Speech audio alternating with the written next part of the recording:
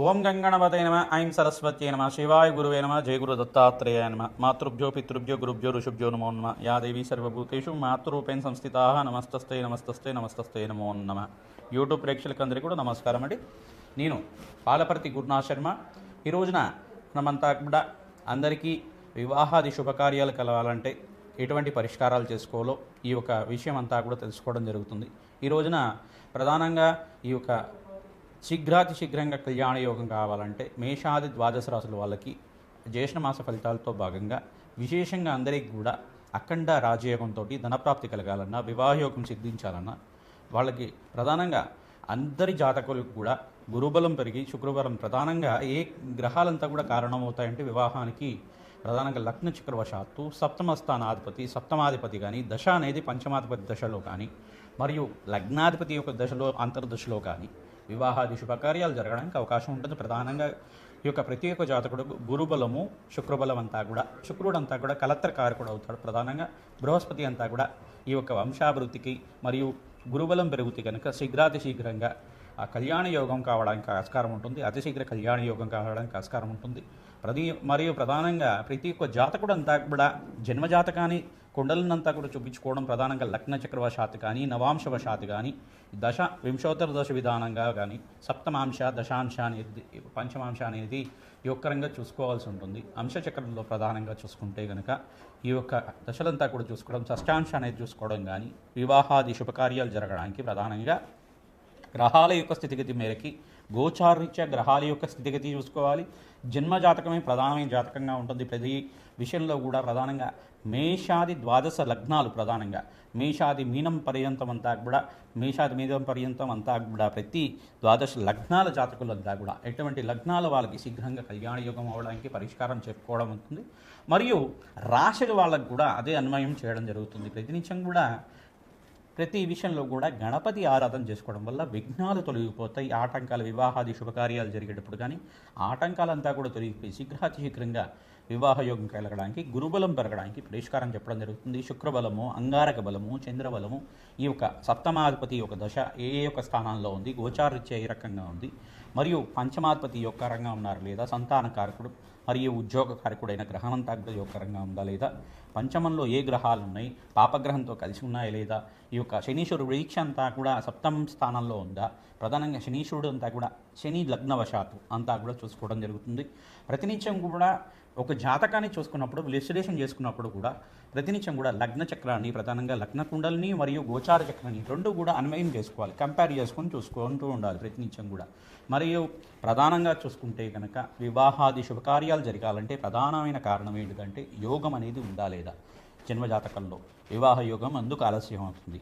ప్రధానమైన కారణాలు ఏంటిదంటే అంగారక దోషం కానీ పితృదోషం పితృశాపం కానీ ప్రధానంగా చూసుకుంటే కనుక కాలసర్ప దోషం ఉంటే కూడా ఈ యొక్క వివాహం ఆలస్యం అవడం కానీ లేదంటే సంతానం ఆలస్యం అవడం కానీ ఈ యొక్క కారణాలని చెప్పడం జరుగుతుంది. ఇదొకటి కారణం కాకుండా స్త్రీ శాపం అనేది ఉంటుందన్నమాట. స్త్రీ శాపం అనేది ఉంటుంది, స్త్రీ దోషం కానీ స్త్రీ శాపం అనేది ఉంటుంది.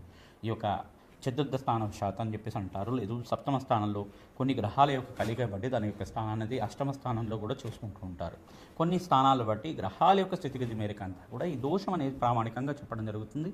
మరియు ఇదొకటే కాకుండా శనీశ్వరుడు వీక్షణ అంతా కూడా ప్రధానంగా సప్తమ స్థానం మీద ఉందా, పంచమ స్థానం మీద ఉందా, శనీశ్వరుడు అంతా కూడా యోగకరంగా ఉన్నారా లేదా, శనీశ్వరుడు యొక్క దశ నడుస్తుందా, ఏ దశ నడుస్తుంది, ఈ యొక్క శనీశ్వరుడు ప్రభావం అంతా కూడా వివాహాది శుభకార్యాలు ప్రధానంగా చూసుకుంటే వివాహాది శుభకార్యాలు జరగాలంటే కనుక వివాహ యోగం కలగాలి. జాతకంలో వివాహ యోగంగా అతి శీఘ్రంగా కలగాలంటే ప్రధానంగా చేసుకోవాల్సిన పరిష్కారం ఏంటంటే ఈ యొక్క శివపార్వతుల కళ్యాణ ఘట్టాన్నంతా కూడా పారాయణంలాగా చేసుకుంటుండడం, అంటే ప్రవచనంలాగా వింటుండడం.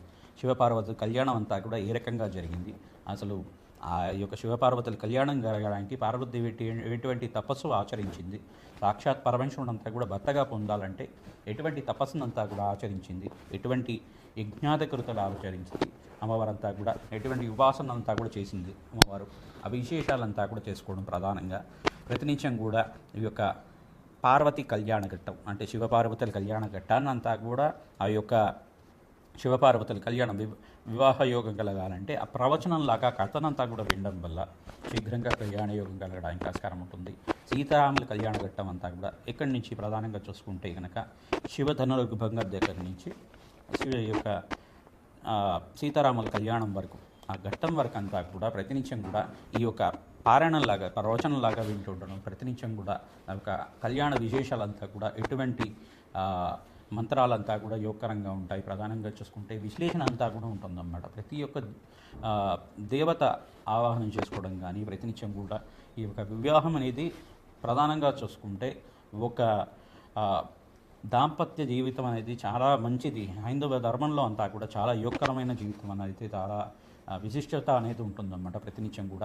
ప్రతినిత్యం కూడా వివాహాది శుభకార్యాలు జరగాలి, వివాహ యోగం కలగాలి అంటే కనుక ప్రధానమైన కారణం గ్రహంలో ప్రధానంగా ఏ గ్రహం కారణమవుతుందంటే బృహస్పతి, శుక్రుడు, ప్రధానంగా అంగారకుడు, చంద్రుడు, ఈ యొక్క గ్రహాలంతా కూడా ప్రధానమైన కారణం అవుతుంది. లగ్న చక్రవశాత్తు సప్తమాధిపతి మరియు అష్టమాధిపతి, పంచమాధిపతి, ఈ యొక్క ద్వితీయాధిపతి యొక్క రంగా ఉండాలి. ఏకాదశంలో మంచి గ్రహాలు ఉండాలి.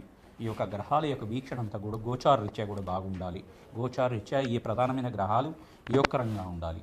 ఈ యొక్క కారణం అంతా కూడా చూసుకుంటూ ప్రధానంగా ఇటువంటి దోషాలు ఉన్నాయి, జాతకరీత్యా ప్రధానమైన దోషాలు ఉన్నాయి. లేదా చంద్రలగ్నవశాత్తు అంగారక దోషం ఉందా, శుక్రలగ్నవశాత్తు అంగారక దోషం ఉందా, లగ్నవశాత్తు అంగారక దోషం ఉందా, లేదు 1, 4, 7, 8, 12 స్థానంలో అంగారకుడు దుస్థానంలో ఉన్నారా, పాపగ్రహంతో పాటు రాహుతో పాటు కేతుతో పాటు కలిసి ఉన్నారా, ఆ గ్రహాల యొక్క స్థితిగతి మేరకి కొన్ని లగ్నాలకి కుదోషం ఉండదు అంటారు, కొన్ని రాశుల వాళ్ళకి అసలు కుదోషం వర్తించదు అంటారు. కానీ ఏంటిదంటే పరోక్షంగా కానీ ప్రత్యక్షంగా కానీ ఈ యొక్క లగ్నవశాత్తు గ్రహాల యొక్క స్థితిగతి మేరకి వాళ్ళకంతా కూడా ఏదో ఒక దోషానికి కారణమవుతుంది.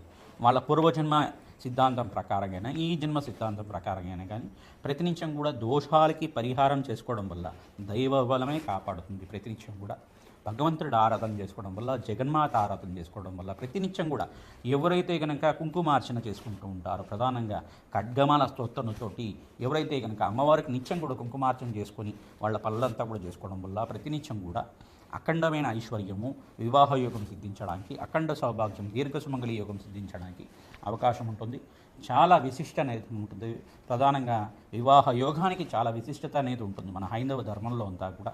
ఈ విశేషాలంతా కూడా మేషాది ద్వాదశ రాశుల వాళ్ళకి ఎటువంటి ఫలితాలు చేసుకోవడం వల్ల, ఎటువంటి హోమాది కార్యక్రమాలు చేసుకోవడం వల్ల శీఘ్రంగా వివాహ యోగం అవుతుంది. మీ జన్మ జాతకాన్ని అంతా కూడా విశ్లేషణ చేసుకుంటూ మీరంతా కూడా అన్వయం చేసుకోవాలి. గోచార రీత్యా గ్రహాల యొక్క స్థితిగతి ఏ రకంగా ఉంది, దీన్నంతా కూడా కంపారిజన్ చేసుకొని ఈ సంవత్సరం అంతా కూడా వివాహ యోగం కలగాలంటే ఎటువంటి పరిష్కారాన్ని చేసుకోవాలనేది చేసుకుంటూ ఉండాలన్నమాట. తద్వారా అతిశీఘ్రంగా కళ్యాణ యోగం కలగడానికి ఆస్కారం ఉంటుంది. ప్రధానంగా వరపాశుపత హోమం కానీ, కన్యాపాశుపత హోమం కానీ, ఈ యొక్క సంపుటిత విధంగా అభిషేకమైనా కానీ, ప్రధానంగా చెరుగ్రహంతో పరమేశ్వరుడికి అభిషేకం చేయడం కానీ, చక్కెరతో అభిషేకం చేయడం కానీ, ద్రాక్షపరల రసంతో అభిషేకం చేయడం కానీ, సుగంధ ద్రవ్యాలు గంధోదకంతో పసుపుతో అభిషేకం చేసినా కానీ, అమ్మవారికైనా ప్రధానంగా పరమేశ్వరుడికైనా కానీ, శివలింగానికైనా కానీ అభిషేకం చేయడం వల్ల, విశేషంగా ఆడిచ్చిన పసుపుతో అభిషేకం చేయడం వల్ల శీఘ్రంగా కళ్యాణ యోగం కలగడానికి ఆస్కారం ఉంటుంది. ప్రధానంగా జన్మ జాతకమే ప్రధానంగా జాతకంగా ఉంటుంది. కావున ప్రతినిత్యం కూడా దత్తాత్రేయ ఆరాధన, మేధా దక్షిణామూర్తి ఆరాధన, వారాహీదేవి ఆరాధన అంతా కూడా ఈ జ్యేష్ఠ మాసంలో నుంచి ప్రధానంగా ఆషాఢ మాసం ఎప్పుడైతే ప్రారంభమవుతుందో ఆషాఢ మాసం పాడ్యం నుంచి దశమి దాకా అంతా కూడా గుప్త నవరాత్రులు అంటారు. వారాహీదేవి నవరాత్రుల్లో అంతా కూడా ఎవరైతే కూడా సాత్విక ఆరాధనంగా ఈ యొక్క వారాహిదేవి ఆరాధన అంతా కూడా చేసుకోవడం, అష్టోత్తర నామాలతో చేసుకోవడం వల్ల, కుంకుమార్చన చేయడం వల్ల, విశేషంగా పసుపుతో అమ్మవారికి అంతా కూడా అభిషేకాది కార్యక్రమాలు అమ్మవారి దేవాలయంలో కానీ, వారాహిదేవి దేవాలయంలో కానీ ఆడిచ్చిన పసుపుతో అభిషేకం చేసుకోవడం వల్ల శీఘ్రంగా శత్రుబాధ నివారణ జరిగి శీఘ్రంగా అంతా కూడా మీకు ఆర్థికంగా ఉన్నత స్థితి కలిగే అష్టైశ్వర్య యోగం సిద్ధిస్తుంది. వివాహాది శుభకార్యాలు జరగడానికి ఆస్కారం ఉంటుంది. వివాహ యోగం కలగడానికి ఆస్కారం ఉంటుంది. అఖండ పుణ్య ఫలితంగా మీకు అంతా కూడా వంశాభివృద్ధికి కారణమవుతుంది. ప్రధానంగా ఈ యొక్క జాతకం అనేది ప్రధానంగా చూసుకుంటే లగ్న చక్రవశాత్తు సప్తమ స్థానము, పంచమ స్థానము, నవమ స్థానము, అష్టమ స్థానము, ద్వితీయ స్థానం ఇవంతా కూడా కారణమవుతాయి. ఈ యొక్క స్థానాల్లో ఉండే గ్రహాలు ఏ రకంగా యోగిస్తున్నాయి లగ్నానికి అంతా కూడా, ఆ యొక్క గ్రహస్థితి అంతా కూడా ఏ రకంగా ఉంది, వింశోత్తర దశ విధానంలో దశలో ఏ దశలో అంతా కూడా గ్రహం మనకు యోగకరంగా ఉన్నాయో లేదో విశ్లేషణ చూసుకుంటూ ఉండాలి. తద్వారా దోషాలకి పరిహారం చేసుకోవడం వల్ల దత్తాత్రేయ హోమం, విశేషమైన హోమాలంతా కూడా చండీ హోమాది కార్యక్రమాలు చేసుకోవడం వల్ల శీఘ్రంగా పరిష్కారం జరిగి అష్టైశ్వర్య యోగంతో శీఘ్రంగా కళ్యాణ యోగం కలగడానికి ఆస్కారం ఉంటుంది. ప్రతినిత్యం కూడా రావి చెట్టుకి ప్రదక్షిణాలు చేసుకోవడం వల్ల, గోమాత పూజ చేసుకోవడం వల్ల కళ్యాణ యోగం అంతా కూడా సిద్ధించడానికి ఆస్కారం ఉంటుంది. మీ హస్త సాముద్రికం అంతా కూడా జ్యోతిష పండితులతో చూపించుకోవడం వల్ల వివాహం ఎందుకు ఆలస్యం అవుతుంది దాని పరిష్కారం అంతా కూడా సూచనప్రాయంగా చెప్పడం జరుగుతుంది, పరిష్కారం అంతా కూడా చెప్పడం జరుగుతుంది. కావున అందరూ కూడా మీ జాతకాలనంతా కూడా జ్యోతిష పండితులతో విశ్లేషణ చేయించుకోండి. తత్పరిహారార్థం అంతా కూడా చేసుకోవడం వల్ల శీఘ్రంగా కళ్యాణ యోగం అవుతుంది, అష్టైశ్వర్య యోగం సిద్ధిస్తుంది, వ్యాపారం అభివృద్ధి కలుగుతుంది, ఆనందమైన జీవితం జీవించడానికి అమ్మవారి అనుగ్రహంతో అందరికీ కూడా ఎవరైతే వివాహ యోగం కోసం ప్రయత్నం చేసుకుంటున్నారో వాళ్ళకంతా కూడా అతి శీఘ్రంగా వివాహ యోగం కలగాలని చెప్పి ఆశీర్వాదం చేస్తున్నాం. మీనారాశి మీనలగ్న జాతకులకి వివాహ యోగం కావాలి అంటే కనుక ఎవరైతే కనుక అతి శీఘ్రంగా కళ్యాణ యోగం కోసం ప్రయత్నం చేసుకుంటున్నారో ఆ జాతకులకంతా కూడా విశేషంగా పరిష్కారం అంతా కూడా చెప్పడం జరుగుతుంది. ప్రధానంగా ఏళ్ళనాటి శని ప్రభావంలో ఉన్నారు కావున వివాహ యోగం కలగడానికి ప్రధానంగా అక్టోబర్ 18 తర్వాత నుంచి వివాహ యోగం సిద్ధించడానికి బృహస్పతి అంతా కూడా కర్కాటక రాశిలో అంతా కూడా ప్రవేశం చేయడం, ఈ యొక్క గురుబలం అంతా కూడా పంచమ స్థాన యోగం అంతా కూడా పెరగడం వల్ల వివాహ యోగం సిద్ధిస్తుంది. తద్వారా మీరంతా కూడా ప్రధానంగా చూసుకుంటే వివాహ యోగం కోసం ప్రయత్నం చేసుకోవచ్చు. ఎవరైతే కనుక అతి శీఘ్రంగా కళ్యాణం కావాలి, జన్మజాతకంలో అంతా కూడా దోషాలు ఉన్నాయని చెప్పేసి అనుకునే వాళ్ళు విశేషంగా మీరంతా కూడా ఈ యొక్క శనీశ్వరి ప్రీతికరంగా తైలాభిషేకం చేసుకోవడం, తిలలు దానం చేయడం యోగకరంగా ఉంటుంది. బృహస్పతి ప్రీతికరంగా శనగలు దానం చేసుకోవాలి. మరియు అంగారకుడు ప్రీతికరంగా కందులు కానీ కందిపప్పు కానీ దానం చేసుకోవడం వల్ల వివాహ యోగం సిద్ధిస్తుంది. జప హోమ శాంతి కార్యక్రమంలో ప్రధానంగా శనీశ్వరుడు, బృహస్పతి, శుక్రుడు, అంగారకుడు, ఈ యొక్క బుధుడు అంతా కూడా కారణమవుతాడు. కావున బుధుడికి ప్రీతికరంగా సప్తమాధిపతి యోగకరంగా ఉండాలి. జన్మజాతకంలో సప్తమాధిపతి యోగకరంగా ఉన్నట్లయితే చూసుకోవాలి. పురుష సూక్త విధానంగా లక్ష్మీనారాయణ కళ్యాణం అంతా కూడా ఆచరించడం వల్ల, లక్ష్మీనారాయణ హోమం అంతా కూడా చేయడం వల్ల వివాహ యోగం సిద్ధిస్తుంది. సీతారాముల కళ్యాణం కానీ శివపార్వతుల కళ్యాణం కానీ ఆచరించడం వల్ల అతి శీఘ్రంగా కళ్యాణ యోగం సిద్ధించడానికి ఆస్కారం ఉంటుంది.